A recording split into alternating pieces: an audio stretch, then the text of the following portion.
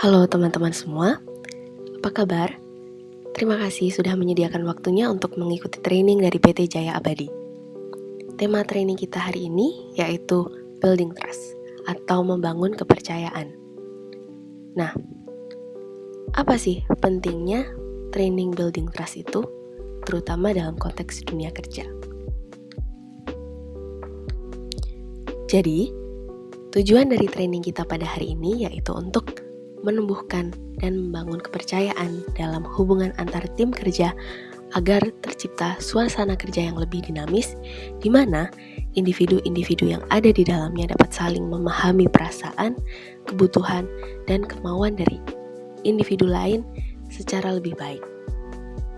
Nah, kenapa itu menjadi penting? Karena dengan adanya kepercayaan atau trust, akan muncul dampak-dampak yang positif, seperti kerjasama antar pegawai akan meningkat, pegawai juga akan semakin aktif dalam berpartisipasi, serta akan tumbuh juga kepekaan sosial antar pegawai. Nah, kenapa hal itu dapat meningkat dengan adanya trust?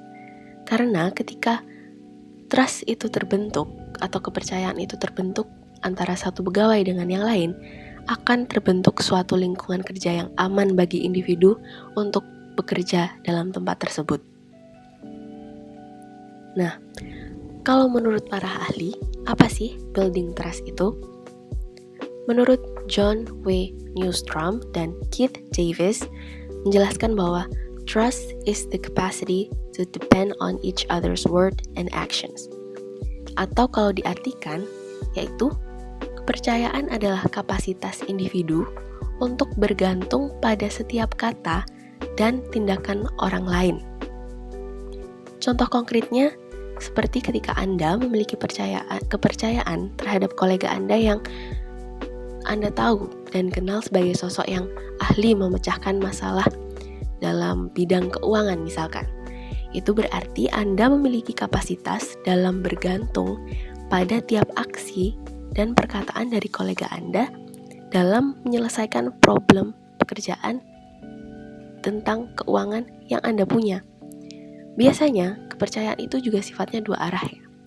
Anda memiliki kepercayaan pada kolega itu dan kolega Anda juga percaya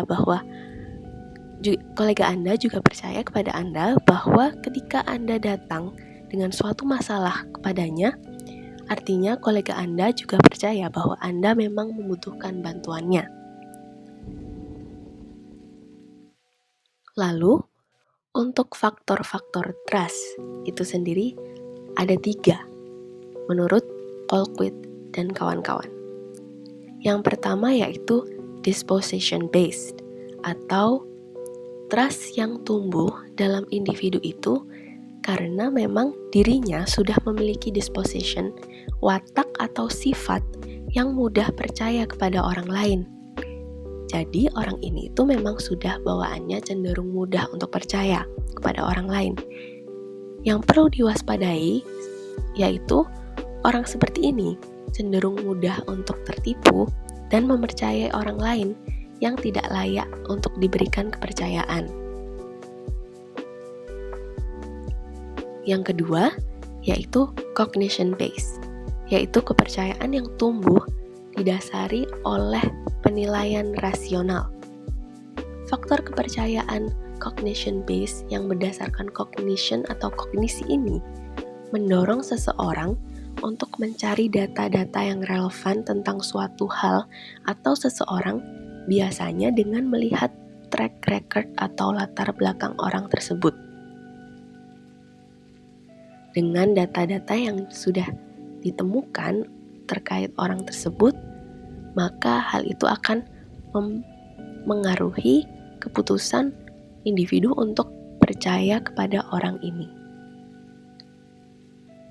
Yang ketiga yaitu affective based, yaitu faktor kepercayaan yang didasari oleh afeksi, yang tumbuh dari perasaan yang dimiliki oleh individu terhadap orang lain yang membuatnya cenderung percaya. Dan faktor ini itu mendorong individu untuk percaya kepada orang lain melampaui penilaian rasional apapun. Misalnya, ketika di antara Anda dan leader tim Anda sudah terbangun atau terjalin hubungan yang baik dan hangat, biasanya ketika tim leader Anda memutuskan sesuatu, Anda akan cenderung mempercayai keputusannya karena ada perasaan atau emosi yang positif terhadap tim leader Anda. Meski tanpa Anda harus mencari-cari terlebih dahulu data-data rasional yang bisa mendukung Anda untuk percaya kepadanya. Nah, kita sampai pada IKLO. Apa itu IKLO? Jadi, menumbuhkan kepercayaan atau trust itu idealnya tentu dimulai dari diri kita sendiri. IKLO adalah cara yang mudah untuk membantu diri Anda agar tumbuh dan terbangun kepercayaan dari orang-orang di sekitar Anda, seperti rekan-rekan kerja Anda atau atasan Anda terhadap diri Anda. Yang pertama, caranya adalah melalui integritas. Ketika kita bersikap jujur dan bermoral, maka komunikasi antar anggota atau akan rekan kerja itu akan lancar dan efektif. Pesan yang dilandasi oleh kejujuran itu juga dapat mengarahkan komunikasi agar terhindar dari distorsi atau penyimpangan arti. Yang kedua yaitu kompetensi, yang berarti pengetahuan dan kemampuan pribadi seseorang yang relevan dalam menjalankan tugasnya secara efektif.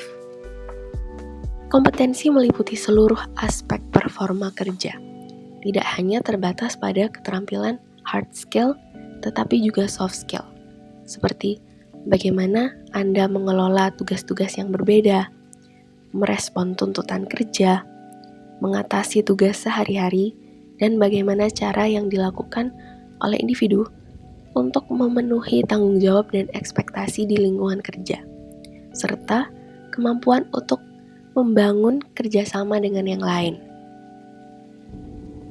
Yang ketiga adalah konsistensi, yaitu sifat teguh pada pendirian meskipun dalam situasi sulit yang berisiko. Orang yang konsisten itu dapat diprediksi tingkah lakunya, tidak mudah berubah-ubah perilakunya, ucapannya, dan janjinya, serta perkataan dan perbuatannya itu sesuai, tidak berbeda antara perkataan dan perilakunya. Yang keempat yaitu loyalty atau kesetiaan, yaitu keinginan untuk selalu melindungi, menyelamatkan, mematuhi dan taat pada apa yang diinstruksikan dengan penuh pengabdian.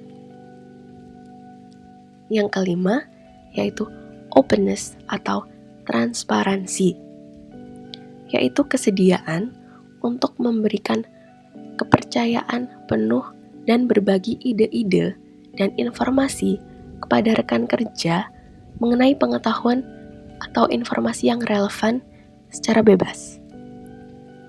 Kalau istilahnya anak sekarang itu, informasi yang kita punya itu nggak di gatekeep. Jadi informasi yang sekiranya berguna untuk membantu pekerjaan itu akan dibagi, di-share, bukan malah di-keep untuk kepentingan sendiri.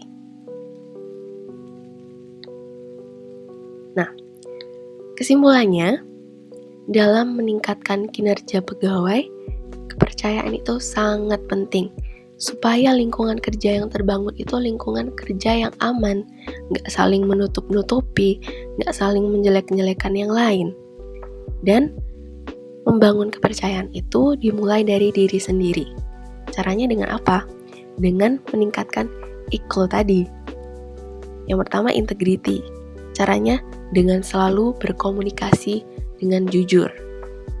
Yang kedua competence, yaitu dengan meningkatkan kompetensi dalam bekerja sesuai dengan perannya. Yang ketiga adalah konsistensi, yaitu dengan cara menerapkan sikap yang teguh, nggak labil. Kalau A ya A dilakukan, kalau sudah memutuskan yang B, maka yang B itu yang harus dilakukan. Tidak berpindah-pindah seenaknya. Yang keempat yaitu melalui loyalty. Dengan memiliki sifat yang mau melindungi sesuatu yang positif, selama itu tidak bertentangan dengan moral dan etika, dan juga taat pada instruksi selama instruksi tersebut juga tidak bertentangan dengan moral dan etika, dengan penuh pengabdian dalam melakukannya. Yang terakhir yaitu dengan membangun openness atau transparansi atau keterbukaan. Salah satu caranya yaitu dengan membagi informasi yang relevan atau penting untuk menunjang pekerjaan kepada rekan kerja atau atasan, bukan menutup-nutupi agar yang lain tidak tahu. Demikian materi Building Trust Training pada hari ini. Semoga bermanfaat dan jangan lupa untuk selalu ingat dan terapkan hal-hal yang ada di IKLO tadi. Terima kasih.